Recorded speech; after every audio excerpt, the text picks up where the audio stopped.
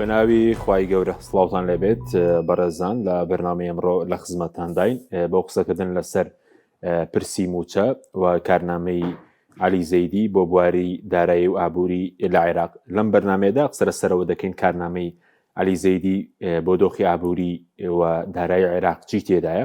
ئایا دەتوانێت عێراق لەو قەیرانەی کە ڕوبەڕووی بۆتەوە ڕزگار بکات و چۆن موچە دابین دەکات لە کاتێکە ئێستا داهاتی نەوتی عێراق لە سەدا 50 کەمی کردووە و قسە لەسەر سیاسەتی نوێی وەزیری دارایی عێراق دەکەین. ئایا سیاسەتی نوێی چۆن دەوێت بۆ وەزارەتی دارایی بۆ ماوەڵەکردن لەگەڵ هەرێمی کوردستان و قسە لەسەر موچەی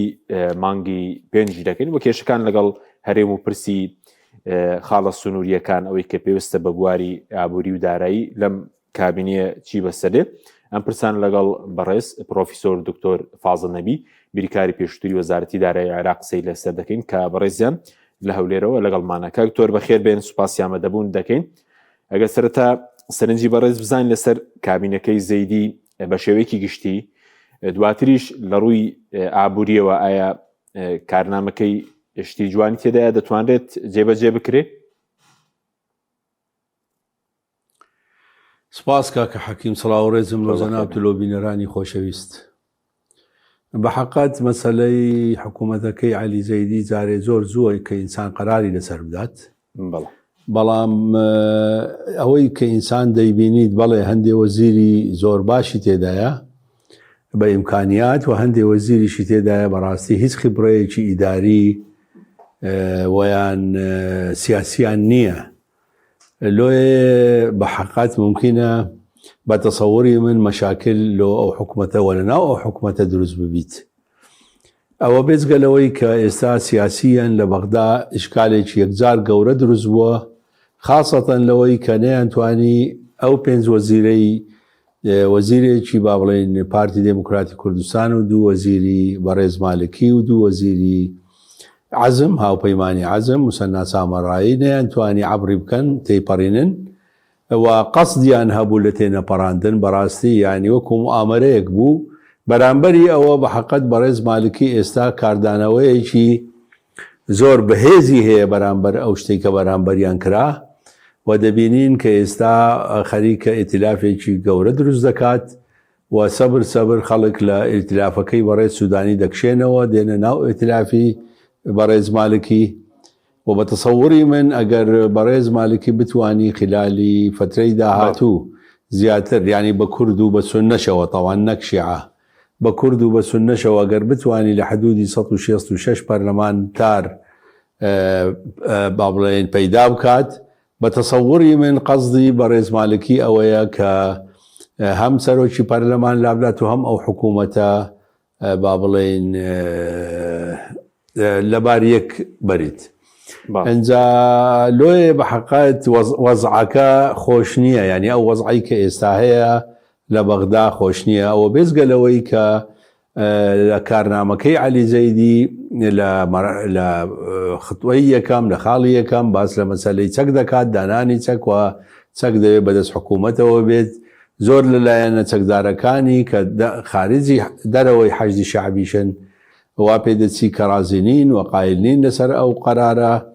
ئەویش زانە بەچی ترە کە مەشاکلی زیاتر ممکنە لۆ بەڕێز عەلی زەیدی دروست بکات. کارنامەکەشی بە حەقات کارنامەیەکی یعنی وا نەبوو کە پڕبی لە مەسائلی سوا سیاسی یان ئابووری یان ئیداری یان پەرەپێدان بە هەموو بوارەکان لە عێراق. لۆیە ئەمن نازانم، یعنی من دایمەن گەشبین بوومە لە ژیانم، بەڵام نازانم یعنی تەسەووڕ ناکەم ئەو حکوومەتە بە تەسەووری من زۆر تووشی کێشە دەبیت لە داهاتووەکی نزیکیش نەک لە داهاتوەکی دوور. باشە، ئەوە بێزگەلەوەی لە کارنامەکەی ئابەستەوەی بکەم، ئەوە بێزگەلەوەی لە کارنامەکەی بەداخەوە هیچ ئاماژەیەکی بە چارەسەرکردنی کێشەکان لە بینی حکوومەتی فیدرال و لە بینی حکوومەتی هەرێمی کوردستان نەکردیە. و جەنابیشت دەزانی کە بە حەقەت خلالی ئەو فترەیانەی لە 2018ەوە خاصەتەن ینی ئەو فترەیە تا ئێستا کێشەکان زۆر کەڵەکە بوون، ینی کێشەکان زۆر گەورە بوونە لە بینی هەردوولا. نهائیەن بە خاڵێکیش باسی لە هەرێمی کوردستان و چارەسەرکردنی کێشەکانی هەرێمی کوردستان نەکردیە، مطلقاً نەباسی مادەی 140 کردیە، نەباسی پێشمەرگە دەکات، نەباسی بودجە و موچە دەکات لە کارنامەکەی. بە قسە جودایە، ئینسان بە قسە هەندێک قسە دەکات کە قەزدێکی معەنی هەیە، بەڵام لە کارنامە وەکو نووسین هیچی باس نەکردیە. لۆیە ئەمن ینی تەسەور دەکەم ئەو حکوومەتە تووشی کێشە ببی لە فترەیەکی نزیک. یانی باشە کاکتۆر قسەی زیاتر لە سەر ڕووی ئابووری دەکەین، بەس ئەو هەوڵە سیاسی کە باست کرد کە ئێستا نووری مالیکی و بازۆکەی پارتی دموکراتی لەگەڵا موسەنە سامەڕایی بڵین لە سونەکان هەندێک لایانی دیکە، ینی پێ دوایە بتوانن ئەم حکوومەتە لە کار بخەن، ینی کابینەیەکی نوێ دوای جەژن لەدایک بێ، یاخود بازەوەکە سکاڵیان تۆمار کردووە لە ڕێی فایقزێدانەوە ئەو وەزیرانە دووبارە مافیەوەیان بۆ بڕێتەوە و کاندیدانە پسنەوە کێبڕکەی بەرزهێنانی متمانە ناو پەرلەمانی عێراق. کاکە حەکیم بە حەقەت ئەوە موامەرە بوو، ینی حەزەکەم بزانی موامەرە بوو. موامەرەکەش زۆر وازەحە کە چێ بوون موامەرەکەیان کرد لۆ ئەوەی کە با بڵێن ئەو کێشەیە دروست بکەن بەداخەوە و کێشەکەشیان دروست کرد. ئەگەر نا جەنابت دەزانی مەسەلەن معقول نییە وەزارەتی ئیعمار و ئیسکان کە خۆی دوای با بڵێن بەتەسەلسل لە حتا لە دانیشتنی ئەنجومەنی وەزیران لە دوای وەزارەتە سیادیەکان دێت، ینی ممکنە وەزارەتی شەشەم یا حوتەم بیت، وەزارەتی تعلیمی عالی دیسان یەکێک لە وەزارەتە مهمەکانە کە ممکنە هەفتەم و هەشتەم بی لە ڕیزبەندی. ئەزانی معقول نییە ینی ئەو وەزارەتانە بخرێنە دواوە. دیارە لە بیدایەت موامەرەیەک هەبووە لەوەی کێشە لۆ ئەو وەزارەتانە دروست بکەن، و ئیلا جەنابت دەزانی لە هەموو دنیا بە گوێرەی ئەهمیەت و بە گوێرەی ئەقدەمیەتی وەزارەتەکان دائیمەن وەزارەتەکان ڕیزبەندی دەکرێن و لە هەموو پەرلەماناتی دنیا بەو شکلە دەخوێندرێنەوە. یەکەم جار وەزارەتە سیادیەکان، ئەنجا دوایی دێنە سەر وەزارەتەکانی تر بەداخەوە بە گوێرەی ڕیزبەندی خۆیان. بەداخەوە ئەو وەزارەتانەی کە ڕیزبەندیان لە 6 و 7 بووە خستیانە پشتەوە لەوەی کە دەنگ نەدەنە ئەو بەڕێزانە و موامەرەیان لەسەر بکەن. ئەوە بووە کە تەماشای عەرەب گۆتەنی لكل فعل رد فعل. ئەوە بووە کە بەڕێز مالکی تووشی ڕەت فعل کرد، ینی ئەگەر ئەو دوو وەزیرەی بەڕێز مالکیش بڕۆیشتایە یان مەسەلەن وەزیرێکی لە عەزم بڕۆیشتایە ئەو کێشەیانەیان دروست نەکردایە، بە تەسەووری من ئەو ڕەت فعلە لای بەڕێز مالکی دروست نەدەبوو. بەڵام ئەو ڕەت فعلە لای بەڕێزیان دروست بوو کاتێک کە هەردوو وەزیرەکەی ئەویان تەمشێنە کرد و ئەو کێشانە دروست بوون. ئێستا بە تەسەووری من سیرکە یەک شتت پێ بڵێم، ئەمن زۆر لە مێژە ینی 10 ساڵ لە بەغدا بوومەوە تاروپودی هەر هەمویان شارەزامە. مالکی پیاوێکی بە ئیمکانیەتە، طبعاً ئەگەر بە فکریشت بێ من لە بیدایەت پێش تشکیلی حکوومەت کاتێکە هێشتا مالکیش تەرشیح نەکرابوو، ئەمن لە تەلەڤیزیۆنەکان گوتم باشترین پیاولۆ ئەو مەرحەلەیە لۆ ڕئیسی وزەرا بەڕێز مالکیە، چکە پیاوێکی صاحب قەرارە، پیاوێک کە ینی بە حەقات ئەتوانی شت بکات و دەتوانی حکوومەتێکی بەهێزی هەبوایە، دەیتوانی سەرۆکایەتی حکوومەتێکی بەهێز بکات. ئەنجالۆیە بە ئاسانی ناکرێت ئەو پیاوە بخەیە زاویەیەکی تەسک. بە ئەو برادرانە بە تەسەووری من هەڵەیەکی زۆر گەورەیان کرد سیاسیەن کە ئەو پیاوەیان خستە ئەو زاویە تەسکە و ئێستا جەنابەت دەزانی هەر لە ئیتلافەکەی سوودانی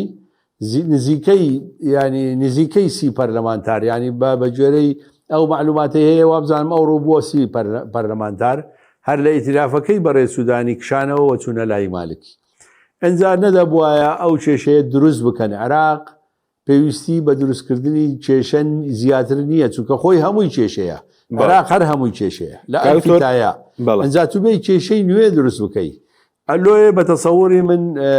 یان دەبێت کێشەکە بە زووترین کات چارەسەر بکرێ، وەکەوەی کە جەنابەت تازە باست کرد ئەو شکایەتەی کە کرایە و بەڕێز فایقزەیدان زوو وەکو سەرۆکی مەجلیسی قەزای عالا بکەویتە چارەسەرکردنی کێشەکە، ڕێگایەکی قانونی ببینیتەوە لە چارەسەرکردنی کێشەکە، و ئەگەر کێشەکە زۆر بەزووی چارەسەر نەکرێ بەڵێ کێشەی زۆر گەورەتری بەدواوە دێت. باشە باک پرسیاری سیاسی ترت لێ بکەم بۆ ئیلا بینەران ڕوون بێ ئەوەی کەم کێشەی دروست کرد بڵێن سوودانیە، هەلبوسیە، باسی قەیس عەلی دەکرێ و باسی بافڵ تاڵبانیش دەکرێ بەرامبەر بە پارتی و مالکی. دروستم دابشکاریە؟ والله ئەزانی سیاسیەکان دەزانن ئەمن نامێ بچمە ناو تەفاسیلی بەڵام هەموو سیاسیەکان لە هەموو حزبەکان سوا حزبی کوردستانی بن یان حزبی عێراقی بن لەسەر لە جانبی عەرەبی ینی قەزڵم هەمویان دەزانن کە چێ بوو وەلۆ وایان کرد بە تەسەووری من هەڵەیەکی سیاسی گەورە بوو نەدەبوایە وا بکەن چونکە مادام ئیتیفاق کرا کە حکوومەتێک تشکیل بکرێ و لەسەر سەرۆکی حکوومەت ڕێککەوتن کەواتە دەبواە هەموو وەزیرەکانیان تەمشیە بکردایە نەک کێشەلۆ مەزموعەیەک وەزیر دروست بکەن ئەوە کێشەیەکی سیاسی گەورەی بەدواوە دێت. بەڵێ باسی کارنامەت کرد کە بەڕێزوت کارنامەکە هیچی بۆ هەرێم تێدا نییە بەڵام کارنامەکەی سوودانیش بڵێن خۆشتی جوانی تێدا بوو ئێمە ئەو کاتێک کە سوودانی دەست بەکار بووەرە ئەو کاتە لەو ڕۆژانەی کە سوودانی دەست بەکار و بەرنامەیەک لەگەڵ بەڕێسمان ئەنجامدا کە باسیەوەت کرد کە هیچی جێبەجێ ناکرێ لە کاتێکە مادەی 140 تێدا بوو گواستنەوەی بڵێن فەرمانبەرانی ناوچە دابڕێنراوەکان دەرکردنی یاسای نەوتوغاز کۆمەڵێک پرسی دیکە جێبەجێکردنی مادەی 140 بڵێن بەڵام هیچی جێبەجێ نەکرا ئەگەر تێشیدا بووە هیچ دەکرا لەم کارنامەی عەلی زەیدی ئەگەر بەڕوونی تێیدا بێ هەندێکی ژوا باز دەکەن کە عەلی زەیدی زیاتر ئیش لەسەر شتی گشتی دەکا باسی بۆ نەسوونە ناکا شیعە ناکا کورد ناکا لە کارنامەکەیدا. ئەزانی مەسەلەی شیعە و سوننە جودایە لەگەر مەسەلەی کورد چاودرێبی کاکە حەکیم ئەمن لە ئاخری پرسیارەکەت ینی جواب دەمە دوای دێمە سەر جوابێت مەسەلەی شیعە و سوننە جودایە لەگەر کورلۆ چونکە کورد هەرێمێکی هەیە پێی دەگوترێ هەرێمی کوردستان و حکوومەت و پەرلەمان و سەرۆکایەتی هەرێم و مەجلیسی قەزا هەموو با بڵێن موسساتی هەرێمێکی ئیقلیمێکی هەرێمێکی هەیە ئەوە جانبەکە کە فەرق دەکا لە بینی لەگەر سوننە و شیعە نەخێر ینی دەبواە باس لە مەسەلەی کورد بکرێت دێمەوە سەر مەوزوعەکەی تر کاتی خۆی ئەگەر بە فکرت بێ من لەگەر جەنابیشت مناقەشەی مەسەلەی کارنامەکەی سوودانیمان کرد ڕاستە کارنامە شتی بەعام تێدایە بەڵام ئەتو پێشی کارنامەکە پێشەوەی کارنامەکە دەربچیت ئەتو ئەو خاڵانەی کە تێیدانە مەسەلەی مادەی 140 مەسەلەی بودجە و موچەیە مەسەلەی قانونی نەفت و غازە ینی مەسەلەی ئەو مەسایلانەی کە هەیە مشکلە لە بینی ئێمە دەبواە پێشتر تەفاسیلی بدرێتی جەنابەت دەزانی ئەمن ینی دوو خاڵ بۆ سەبەبی جێبەجێ نەکردنی ئەو چوار بەرگەیەی کە مهم بوو لۆ کوردستان یەکیان پێش ئەوەی سیقە بە حکوومەت بدرێ دەبواە کارنامە تەواان شی دەکرێتەوە جەنابەت دەزانی چکە کارنامە مەسایلی عامی تێدایە بەڵام دوایی دەبی شی بکرێتەوە ئەو شیکردنەوەیە ئیتیفاق نەبوو لە بینی هەرێمی کوردستان و لە بینی بەغدا واتە تەفاسیلی تێدا نەبوو کە تەفاسیل نەبی و تەوقیتی زەمەنی نەبی طبعا جێبەجێ ناکات بەڕەغمی ئەوەی وەزیرە بەڕێزەکانی کورد هەر ئەو کاتوتیان خلالی 6 مانگ هەمووی جێبەجێ دەکرێت ئەمن گوتم خلالی 6 ساڵیش هەمووی جێبەجێ ناکرێت چونکە ئەوەی تێدا نەبوو ئەوەی کە من باز دەکەم ئیتیفاقێک بە تەفاسیل و بە تەوقیت ئەزانی ئەوە خاڵی یەکەم خاڵی دووەم بە حەقەت ئەمن هەمیشە جەنابەت دەزانی گلەیم کردیە لەو برادرانی کە لە بەغدانە سیوا لە پەرلەمان بوون یا لە حکوومەت نەیانتوانیە ینی ممکنە دیسان دەڵێمەوە ممکنە خۆیان خەڵکی نازیح بوو بن لە وەزارەتەکانی خۆیان بەڵام نەیانتوانیە حقوقی هەرێمی کوردستان لە حکوومەتی عێراق وەرگرن ئەوە کێشە بووە ینی کێشەیان دروست نەکردیە لە بەغدالەوەی بڵێن وەرە کاکە تو باسی مادەی 140 کردیە فەرموو لە ئیجتیماعی سێەم یا چوارەمی مەجلیسی وزەرا فەرموو بابین وەشی بکەینەوە و قەراری لەسەر بدەین مەسەلەی بودجە و موچە فەرموو بابین قەراری لەسەر ینی ئەزانی چییە ئیش وەکو لۆ هەرێمی کوردستان نەکرایە بەڵێ سەرکەوتوو بووی لە وەزارەتەکەی خۆت دەستت خۆشبی بەڵام دەبوایە مەسەلە ڕئیسەکە ئەوە نییە کە تو سەرکەوتوی لە وەزارەتی خۆت کاتێک کارێمی کوردستان وەزیرێک دەنێریتە بەغدا مەسەلە ئەوە نییە فقط سەرکەوتوبی لە وەزارەتی خۆی مەسەلە ئەوەیە دەبێت دیفاع لە مافەکانی هەرێمی کوردستان بکات ئەوە کاری ئەوە ڕاستە وەزارەتەکەش کاری ئەوە بەڵام کە دەینێرن هەدەفە ڕئیسەکە ئەوەیە کە تو بتوانی لە ناو مەجلیسی وزەرا دیفاع لە دەست با بڵێن مافەکانی خەڵکی هەرێمی کوردستان بکەیت بەداخەوە هیچیان لەگەڵ دەست نهاتووە ئەسڵەن کێشەکان گەورەتر بوون ئەنجا ئەو دوو خاڵە بوونە سەبەبی ئەوەی کە جێبەجێ نەکرێت لا کارنامەکەی بەڕێز زەیدی کە ئەسڵن تێیدانە کەواتە ئەوجارە مشکلەکە زۆر گەورەترە لە مشکلەی پێشتر عەلاقەت لە مشکلەی پێشترە تو دەتوانی ئەو حجەیەت لەدەست بوو لە ئەنجومەنی وەزیران داوا بکەی بڵێ تو لە کارنامەکەت ئەو شتت هەیە و دەبێت ئێستابین جێبەجێ بکەین بەڵام لە کارنامەکەی بەڕێز زەیدی بەداخەوە هەر بەجارێک هیچ شتێکی تێدا نەبوو لۆ کورد لۆیە ئیشی ئێمە لە بەغدا لەو حکوومەتە بە تەسەووری من زەحمەتتریش دەبی لە حکوومەتەکانی پێشووتر. باشە کاکتۆر سەبارەت بە دابینکردنی موچە بۆ عێراق ئەمڕۆ پارێزگاری بانکی ناوەندی عێراقیش قسەی کردبوو دەڵێ موچە زەمان کراوە بەڵام داهاتینەوە زۆر دابەزیوێ سێمە گەر سیرکن داهاتی نەوتی عێراق لە مانگی 6 ملیار و 814 میلیۆن دۆلار بووە لە مانگی سێدا بەزیوە بۆ 1 ملیار و 957 میلیۆنی نەگەشتۆتە 2 ملیار لە مانگی 4 بۆ 1 ملیار و 87 میلیۆن دۆلار بووە دابەزیوە ئەگەر داهاتی نەوت کە لە سەدا 90 پشتی پێرە بەسرێت چۆن عێراق موچە دابین دەکە ئایا کێشەی بۆ دروست نابێ ئەگەر هەر ئەم گرژیانە بەردەوام بێ بە تایبەتی کێشەی گەروی هورموز؟ کاکە حەکیم بە حەقات عێراق بەڵێ لە وەزعێکی دارایی خراپدایە بەڵێ ڕاستە وەکو جەناوت باست کرد جەناوت باسی 6 ملیارت کرد لە مانگەکانی پێشووتر ساڵەکانی ینی مانگەکانی پێشووتر 10 ملیار و 11 ملیاریش بوو مانگانە چاوێبی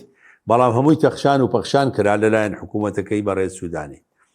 ئەنجا بە حەقات ڕاستە ئەوەی مانگی 4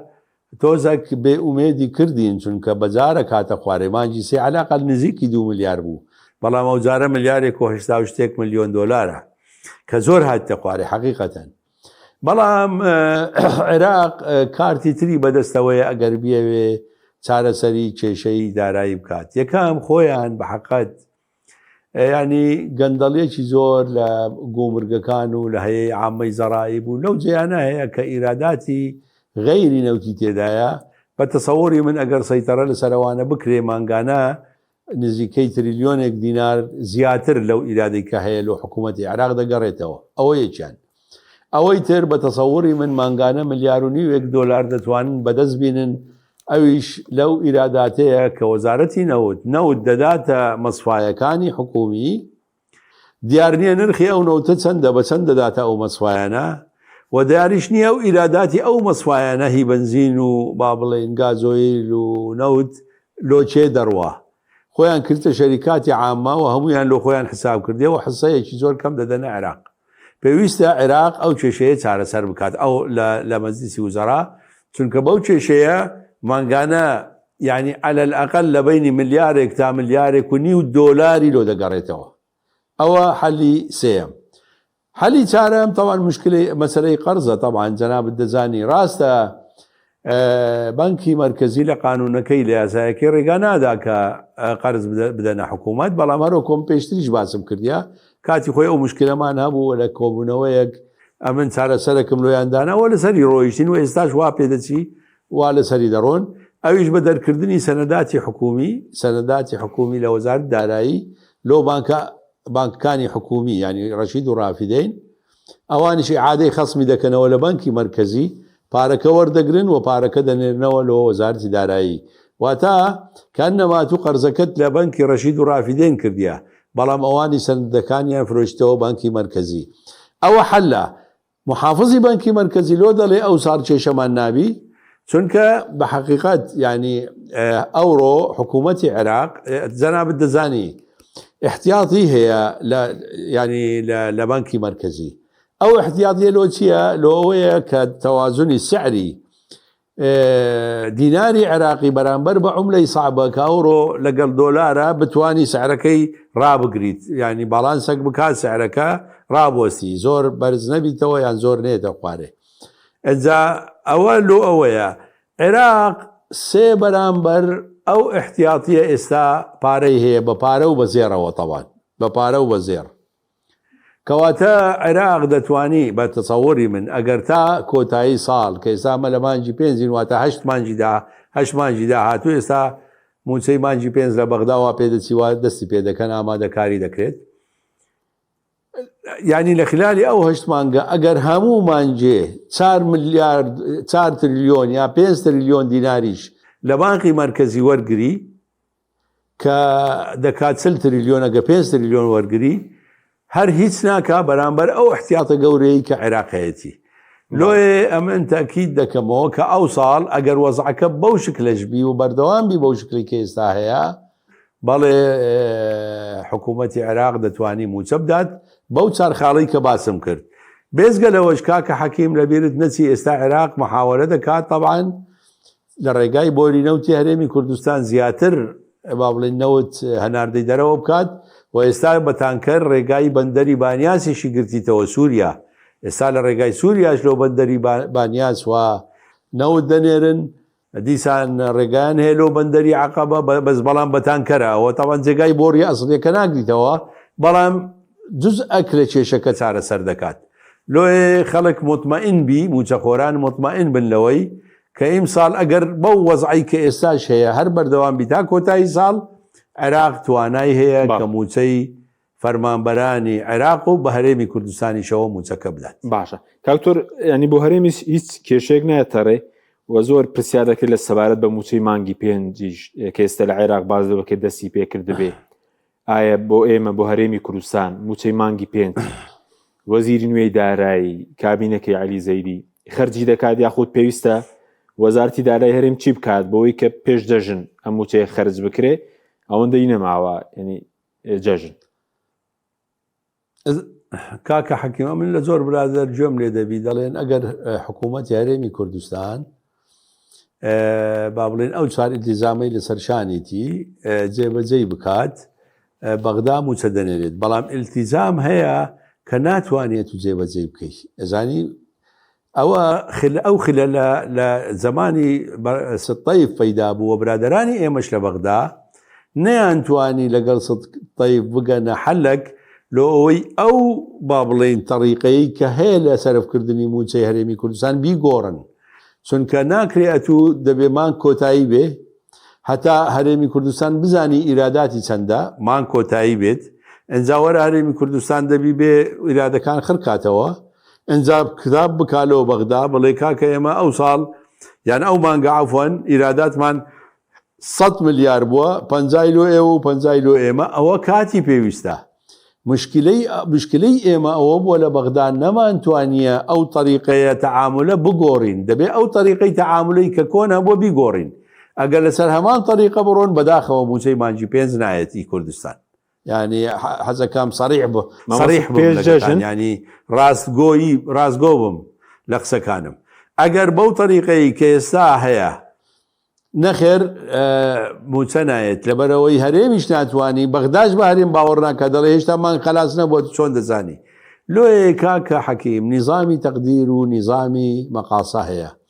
کە ئێمە دەبێت لەگەڵ بەغدا بکەوینە دانوستان و ئەو نیزامی کە ئێستا هەیە بیگۆڕین ئەو کاتە تووشی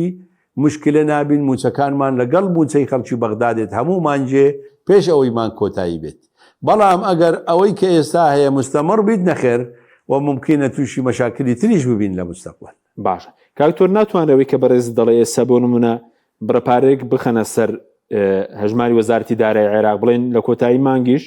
کاتێک کە داهات دەرکەوت ئێمە ئەوەی دیکە بڵێن مەقاسە بکریان بنێردی ناکرێ ئێمە بکرێ بۆی پێش دەژن موچەوێ دەبێ بەغدا قبولی بکات کاکە حەکیم ئەمن لە مێژە ئەو قسەیەم کردیە برادەرانی ئێمە لە بەغدا نەیانتوانێ قەناعەت بە سەرۆکوەزیران و بە وەزیری دارایی بینن کە ئەو تەریقەیە دەی بگۆڕین بەو تەریقەی کە جەنابەت باست کرد ئێستا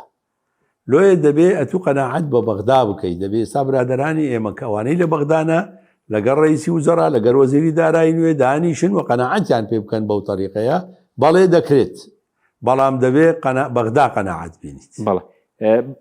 بەڕێز دوا پێشبین دەکەی کە موچەکە هەر بچێتە دوای جەژن دوا بکەی بۆ دوای جەژن وا پێشبینی دەکەی ئەگەر بڵێ ئەگەر ئەو تەریقەی کە ئێستا هەیە بڵێ بەداخەوە دەکەویتە دوای جەژن بەڵام دیسان دەڵێم مەجال هەیە ئەگەر بیانەوێ لەگەر بەغدا بکەوینە دانوستان بەڵکە بتوانن شتێک بکەن ئەوە مەسئولیەتی برادەرانی بەغدایە بە حەقەت دەبێ ئەوان خەمخۆری ئەو شتە بن چکەوان نوێنەری هەرێمی کوردستان لە بەغدا دەبێ ئەوان بە دوای داچون بکەن لە ئەو مۆزوعانە و بگەنە چارەسەرێک لەگەڵ حکوومەتی بەغدا بەڵێ ئەی وەزیری دارایی عێراق چۆنی دەبینی کە لە پەرلەمان 12 ساڵ ناوی پەرلەمان بووە سەرۆکی بڵێن لە دیوانی چاودێری دارایی عێراقیشی کردووە باشتر دەبێت لە تەیف سامی مامەڵەکردنەکەی خراپتر دەبێت بەڕێز چۆنی دەبینی ئەزانێ ئەو پیاوە طبعاً لە زمانی کە منیش لە بەغدا بووم ینی ئەم بەفکرم دێ لە 2010 ئەندامی پەرلەمان بۆ ئەندامی لیژنەی دارایی بۆ ممکنە پێشتریش بەس ئەوەی ئەمن ئێستا بەبیرم دێ طبعاً من 7 ساڵ تعاملم لەگە ئەو پیاوە کردێ چووکە لە لیژنەی دارایی بووە و عیلاقەیەکی زۆر باش لە بینی ئێمە هەبووە جەنابەت دەزانی لەبەرەوەی لە زۆر لیجان خاصەتەن کاتی دانانی ئیستراتیجەتی موازنە دەهاتە لامان و لە زۆر ئیش دەهاتە لامان وەکو ئینسانێکی باشە ئینسانێکی پاکە حقیقەتەن بەڵام تۆزێک دائیمەن متەمەسکە بە ڕەئیەکانی خۆی ینی تۆزێک توندە لە مەسەلەی تەمەسک بە ڕەئیەکانی خۆی ئێستا کە بووتە وەزیری دارایی بە حەقەت پیا و نازانی ئینسان ممکنە کاتێک کە دەبیتە وەزیر ممکنە بگۆڕێت یا ئەو پیاوە دەگۆڕێت یان نازارێ بە تەسەووری من زووە کە بین تەقیمی بکەین بەڵام ئایا دەکرێت تەعاملی لەگە بکەی و لەگەڵی بگەیە تەفاهم بەڵێ بە تەسەووری من و برادرانی ئێمە زۆر دەیناسن ینی پیاوێکی غەریب نییە لە دەرێ هاتبی چونکە لە ئەندامی پەرلەمان بووە و ئەندامی لیژنەی دارایی بووە هەموو برادرانی ئێمەی کورد کە لە لیژنەی دارایی بوونە هەر زۆر شارەزای ئەو پیاوەنە و دەیناسن و ممکنە علاقاتیان هەبی لەگەڵی علاقات لە نزیکەوە بە تەسەووری من بەڵێ دەکرێت تەفاهم لەگەڵ ئەو پیاوە بکرێت چونکە خۆی شارەزایە لە مەسائلی مالی بەڵێ جیاوازی چییە لە بینی فاڵح ساری وەزیر نوێی دارایی و تەیف سامی بەڕێز مامەڵەت لەگەڵ هەردووکیانی کردووە بەڕێز مامەڵ لەگەڵ کردوون جیاوازەکان چییە؟ دوو جیاوازی هەیە دوو جیاوازی یەکەمیان بەڕێز ستەیف لە قالبی فەرمانبەری دەرنەچوو ینی کە بۆ وەزیریش هەر هەستێ کرد کە فەرمانبەرە زانی ئەوە مشکلەکەی بوو ینی دائیمەن لەژێر با بڵێن خۆی قەراراتی نەددا لەژێر دەسەڵاتی سەرۆکی ئەنجومەنی وەزیران بوو خۆی نەکردە ینی وەزیر بە معنای کەلیمە چونکە کاکە حەکیم حەزەکەم بزانن وەزیری دارایی هەموو وەزیرەکان تەوان لە حکوومەت ئەمن زۆر جار دەڵێم وەزیر مەلیکی وەزارەتەکەی خۆیەتی بە گوێرەی قانونی وەزارەت هیچ کەس لۆی نییە تەدەخۆل لە ئوموری وەزیر بکات ئللا بە قەرارێک ئەگەر لە مەجلیسی وزەرا دەربچیت و ئەگەر ئەو قەرارەی مەجلیسی وزەراش دەربچیت ئەگەر ئەو وەزیر هەز بکە کە مشکلە و زەرەر بە حکوومەتی بە عێراق دەگەینیت دەتوانی لە مەحکەمە بەرامبەریان ڕابۆستیتەوە لۆێ بە تەسەووری من ستەیف ئەوەی نەکرد ینی ئیشی وەزیری نەکرد وەکو وەزیر بە تەسەووری من کاک فالح ئەوەی تێدایە کە وەزیرایەتی بکات هەستەکەم کە ئەو ڕوحیەتەی تێدایە کە وەزیر بیت بە معنای کەلیمە وەزیر بیت ئەوە فەرقی یەکەم فەرقی دووەم بە حەقیقەت نەتەنها لە عێراق نەتەنها وەزیر بەخۆی بەتەنها مهمە بەڵکو ئەو کیانەی کە لە پشتی وەزیرە ئەوش دیسان مهمە ئەو کیانەی کە لە پشتی بەڕێز ستەیف بوو زۆر دژی هەرێمی کوردستان بوون ولا حتا لەو ئەخیرانش هەر دژی هەرێمی کوردستان موامەراتیان دەکرد لۆێ ستەیفیان والێ کردبوو کە تۆزێک لەگەڵ هەرێمی کوردستان ینی نەک تۆزێک وڵا ممکنە زۆر باش نەبی بەڵام ئەو کیانەی کە لە پشت بەڕێز فالحە ینی نەزەریەن دەیبینین کە عیلاقەیان باشترە لەگەڵ هەرێمی کوردستان ینی جەنابەت دەزانی بەڕێز عەمار حەکیم عیلاقەیەکی باشیان لەگەڵ هەرێمی کوردستان هەیە لە باوکی و مامی و باپیری لۆی مایتەوە عیلاقەیە لەگەڵ هەرێمی کوردستان لۆێ بە تەسەووری من چونکە ئەو کیانەش زۆر دەورە بینی بە تەسەووری من ممکنە تعامل زیاتر لەگەڵ بەڕێز فالح بکرێت ئەوە بێزگەلەوەی کە سەرۆکۆزیرانیش بەڕێز سوودانی بە حەقەتە من لە یەکەم ڕۆژ لەگەڵ جەنابیشت باسم کرد کاتی خۆی وتم کە ئەوانە پلانێکی دوور و درێژیان لەبەردەستە لۆ زەعیفکردنی هەرێمی کوردستان لۆ زەعیفکردنی حکوومەتی هەرێمی کوردستان بچووکردنەوەی قەوارەی هەرێمی کوردستان و دیتیشت زۆر شتیان جێبەجێ کرد زۆر شتی دیشیان لەبەردەست هەبوو کە من لە تەلەڤیزیۆنەکان باسم نەکردیە تاوان بەڵام معلوماتی ئەکیدم لا هەبوو و خەریک بوو فترەیەک تەنفیزی بکەن بەڵام ئەو گۆڕانکاری بەسەر منتیقەکە هاتوو خاصەتەن ئەوەی بەسەر سووریا هات وای لێکردن کە تۆزێک زارێ پاشەکشە بکەن لە تەنفیزی ئەو موامەراتانەی تر کە لە دەستیان بوو بیکەن بەرامبەر بە هەرێم بەڵام بەڕێز علی زەیدی ممکنە ئەو فکرەی موامەراتی نەبی ینی لۆیە بە تەسەووری من ئێستا دەکرێت باشتر تەعامل لەگەڵ وەزارەتی دارایی عێراق بکرێ و دەکرێت ئینشاءالله لە خلالی فترەی داهاتوو چارەسەری کێشەکانی نەتەنها موچە بەڵکو بودجە بە کاملی بکرێت. باشە کاکتۆر خاڵێکی دیکە کە ناکۆکی لەسەر بوو پرسی دەواازە سنووریەکانە و بە ئەلکترۆنیکنی داهاتی خاڵە سنووریەکان لە کابینەکەی زەیدی شەرتیدا کە داهات و ئەوانە بە ئەلکترۆنی بکرێ و دوێنێ بەڵام یەکەم بار بە ترانزیت هاتووە لە تورکیا واتوتە گرێسپی ڕۆژاوی کوردستان لەو دەواازەی دوات هاتوتە ڕەبیعە ڕۆژە بۆ عێراق نهاتوتەوە ئیبراهیم خەلیل هۆکارەکەی چی هەوڵێکەیە کە بەدیلێک بۆ دەواازەی ئیبراهیم خەلیل بدۆزرێتەوە والێک دەدرێتەوە پێوەستە بەچی پێوەستە بە ناکۆکی لەسەر سیستەمی ئەسیکۆدا ئەزانی کاکە حەکیم حکوومەتی پێشوو کە ئەو بەڕێزەی کە ئێستا باناوی نینم بەڵام سەرۆکی مەنافزی حدودیە لە عێراق جزءەک بووە لە حکوومەتی پێشوو ئێستا باسم کرد حکوومەتی پێشوو هەموو تەوەجوهی ئەوە بوو کە چۆن زەربە لە هەرێمی کوردستان بدات طبعاً زەربەدان ئینجا سیاسی بی چه اقتصادی طبعاً زەربەی اقتصادی گەورەترە لە زەربەی سیاسی وتەسیریشی تەسیری سەلبی زۆری دەبیت لۆیە ئەوان هەرستان بیانووی مەسەلەی نظامی ئەسیکۆدا کە بێن لە هەرێمی کوردستانی جێبەجێ بکەن خاصەتەن لە خاڵی ئیبراهیم خەلیل بێن جێبەجێ بکەن طبعاً کاتێک کە هاتن ئەو نظامە جێبەجێ بکەن هەدەفیان ئەوە بوو کە داهاتی نانەوتی هەرێمی کوردستان زیاتر ئەوان دەستی بەسەردا بگرن بە شکلێکی مباشر بە شکلێکی ڕاستەوخۆ نظامی ئەسیکۆدا نظامێکی باشە ئەم ناڵێم نظامێکی خراپە لە هەموو دنیا هەیە و دەکرێت جێبەجێ بکرێت بەڵام لە وڵاتێکی فیدرالی وەکو عێراق بە شکلێکی مرکزی بتەوێت جێبەجێ بکەی هەڵەیە نابیت چونکە دیارە هەدەفەکەت وازەحە چییە لۆیە ئەمن کاتی خۆش باسم لەو مەوزوع کرد وتم بەڵێ هەرێمی کوردستان داوا دەکات کە ئێمە باشە نظامی ئەسیکۆدا تەنفیز دەکەین بەڵام لایەن هەرێمی کوردستانەوە وەکو حکوومەتێکی دان پێدانرا و جێبەجێ دەکرێت بە تەنسیق لەگەڵ بەغدا بە تەنسیق لەگەڵ بانکی مرکزی عێراقی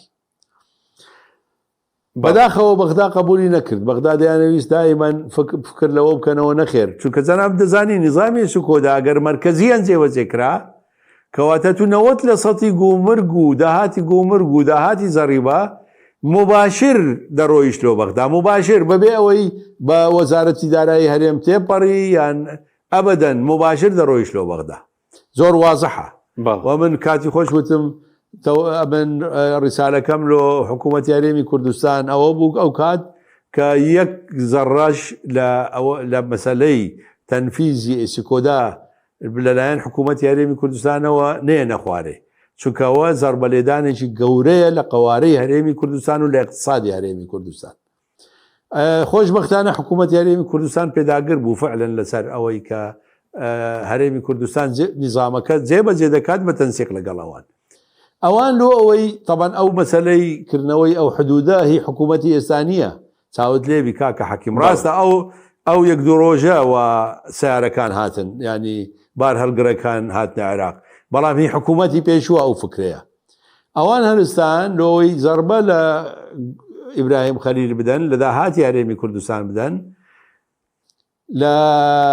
بینی سووریا و تورکیا لەوێ منفەزیان کردەوە تاوان منفەزێک هەبوو ئێستا منفەزی دووەمیش بەتەوانە بکەنەوە تەبان و لەوێەوە بە ترانزیت بەناو سووریادا بێت بە ترانزیت بێت و بێتە ڕەبیعە لۆ ئەوەی کە زەربە لە گومرجی ئیبراهیم خەلیل و لە داهاتی هەرێمی کوردستان بدەن و فعلەن تەسیری سەلبی زۆری دەبی لەسەر داهاتی هەرێمی کوردستان ئەو خطوەیە خطوەیەکی باش نییە بەڵام چی بکەنی ترەوە عێراقا و هەمیشە بە نەزەڕی موامەرە تەعاملمان لەگە دەکا بەڵام ئێمەش دەبی بزانین چۆن بەرەنگاری ئەو موامەرانە دەبینەوە. ئەمە زۆر جار دەمانوت فلان کەس لە بەغدا عیلاقاتی باشە و نازان فلان کەس ئەو وایە بەڵام نەتیجەکەی چ بوو؟ نەتیجەکەی زۆر خراپ بوو هەرێمی کوردستان. موامەرات لەسەر هەرێمی کوردستان کرادیتت جەنابەت مەسەلەی حتا جێگری سەرۆک پەرلەمان و حتا مەسەلەی کاکڕێباز و مەسەلەی با بڵێین وەزارەتی ئاوەدانکردنەوە و دەنگنەدان پێی و ئەوە هەمووی پیشانی داین کە ئەو برادرانی ئێمە لە بەغدا لە مستەوای پێویست نەبوون بە حەقیقەت و دیسان ئەوان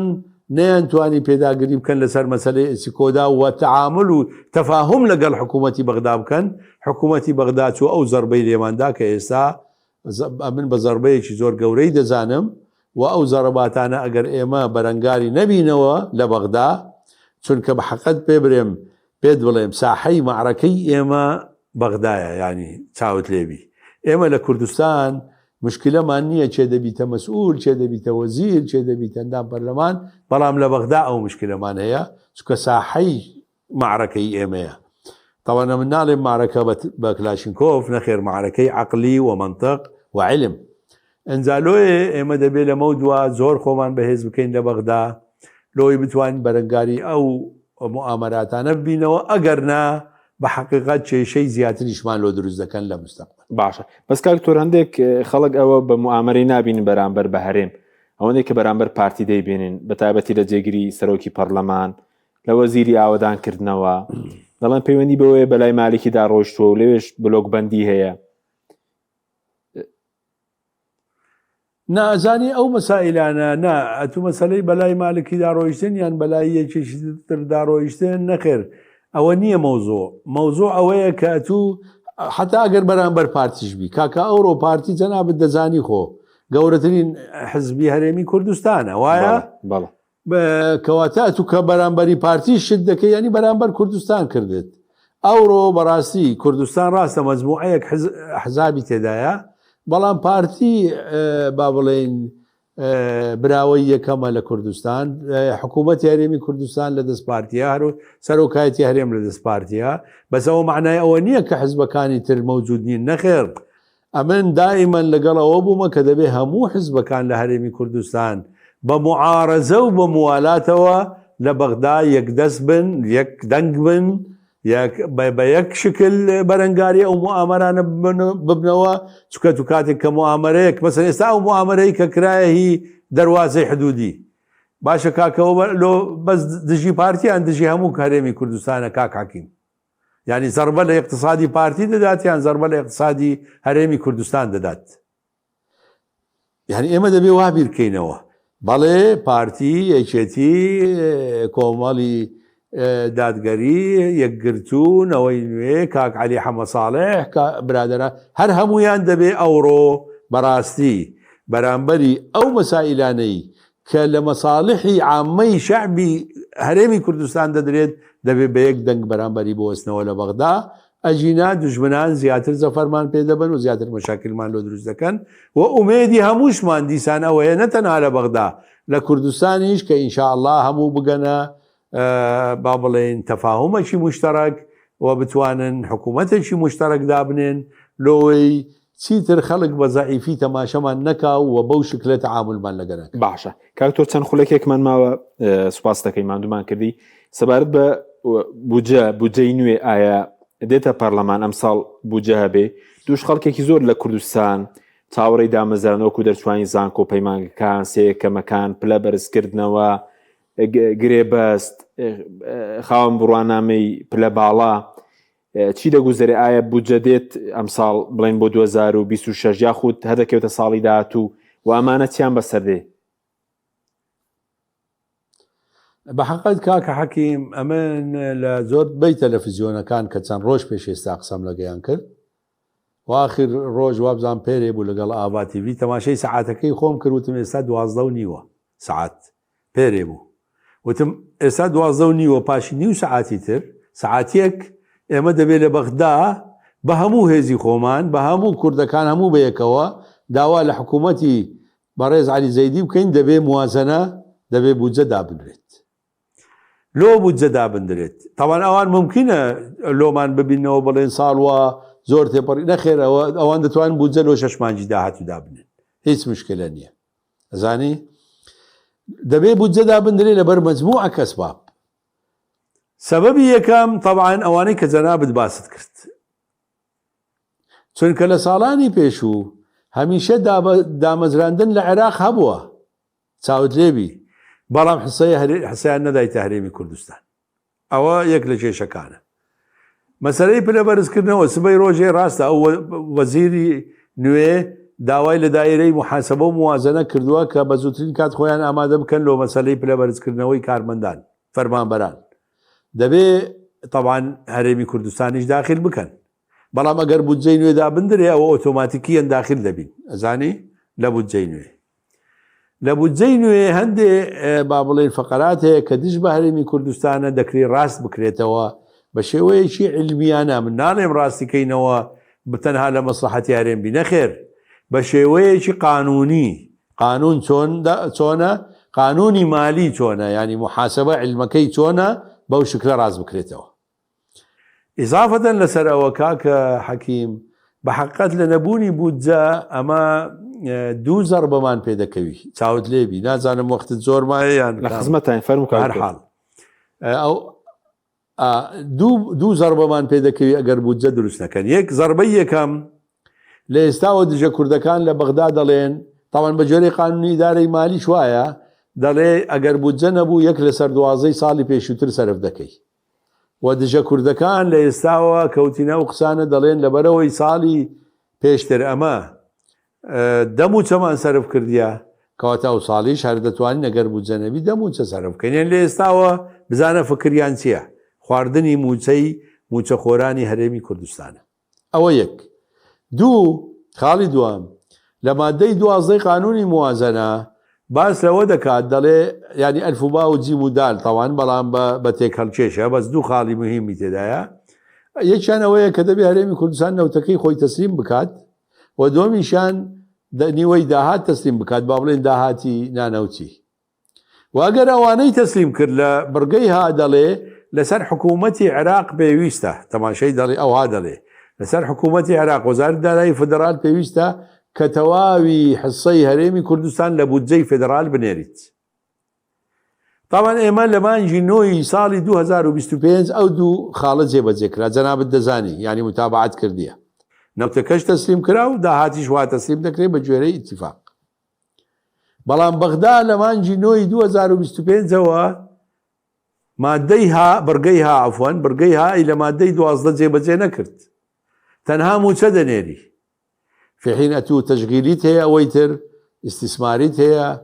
بودجەی پەرەپێدانی پارێزگاکان هەیە پەترۆدۆلارت هەیە کە لەو محافظات تر سەرف کرایە بەڵام لە هەرێمی کوردستان سەرف نەکرا ئەوە غەدرێکی گەورە بوو کە تا ئەوڕۆ ئەوە 4 مانگە لە ئێمەی دەکەن لە حدودی 5 تا 6 تریلیۆن زەربە بە هەرێمی کوردستان کەوتیە و بەشێکی زۆریشی خەتایەکەی دەگەڕێتەوە لە ئەو برادرانەی ئێمەش کە لە بەغدا بوونە ئەو شەڕی قانونیان نەکردیە لەسەرەوە قانون لەگەڵ ئێمەیە لەوەیان تەماشەی قانون دژی هەرێمی کوردستان نییە قانونی موازنە لەگەڵ هەرێمی کوردستانە بەڵام نەیانتوانی واگەر هاتوو بودجەی ساڵی 26 دانەندرا ئەو غەدرە تا کۆتایی ساڵ تا سیوێکی 12 بەردەوام دەبیت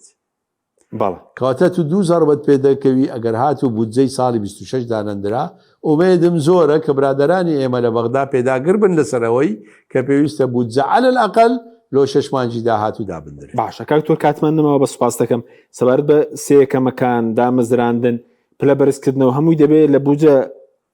جێ بکرێتەوە بەڵێ ئەوە هەمووی مرتەبیتە بە بودجەی ساڵی 26 سوکە لە ساڵی 25 ئەمە ئەو شتانەمان لۆ نەکراو نەماندرایە لۆێ مرتەبیتە هەمووی بە بودجەی ساڵی 26 زۆر سوپاس دەکەین بەڕای پرۆفیسۆر دکتۆر فازڵ نەبی مادومان کردی سوپاسی ئامادەبوونت دەکەین زۆر سوپاس بە بینەرانی بەڕای سوپاس باوکارانم خواتان لەگەڵ